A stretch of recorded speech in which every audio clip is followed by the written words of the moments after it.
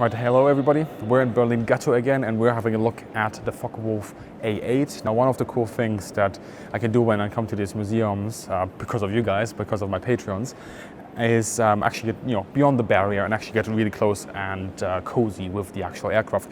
Now, we can't film a full-on episode on this bird just now, but I want to show you guys a few little cool things that we can do, and that is actually go under the aircraft and have a look inside. Now, I'm gonna have to put a little bit of a torch light here. First thing I want to show you guys, obviously, that's the inboard or near the central fuselage cannon, one of 4 that the A8 actually has. If we look inside, this is something you probably will not have seen in such pristine condition before, since this has been very recently restored. You see the actual engine, BMW 801. The A8, of course, is sort of the zenith of the Anton design. And then if we look all the way up, you just see the glimpse of it, that little bit of an aluminium sheen up there. Those are the machine guns of the Focke-Wulf right there. So might actually be a little bit surprising to some of you how much sort of quote-unquote space there is in here.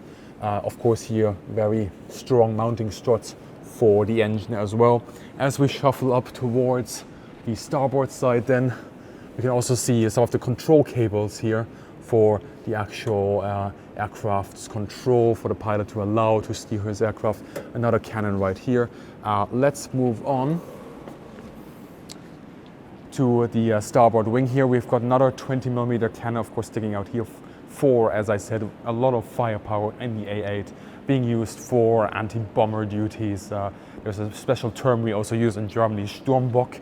Yeah, these were extra armor given to these aircraft as well, just around the cockpit in order to protect the pilot as he's going against the bomber formations. Of course, over there we also see the fabled 88, which Germany used, the Luftwaffe used, German ground defenses used against the Allied bombing streams both day and night.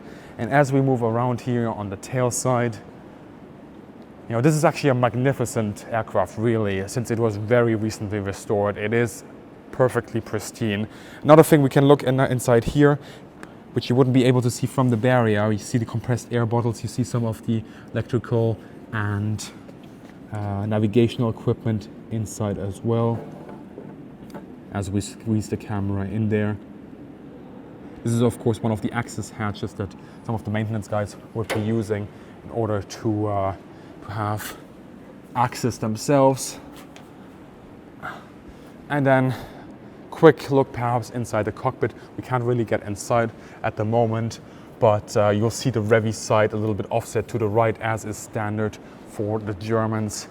And although it does look cramped, the overall visibility in the Focke-Wulf was relatively good. Maybe not as good as in a clean bubble top design that we see amongst the Americans, the P-51s, the P-47s, once they move away from the Razorback, but it is still pretty good.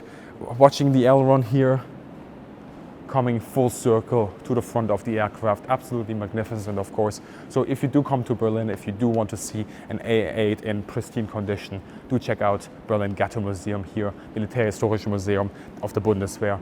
And yeah, that concludes our round. I hope you guys enjoyed it.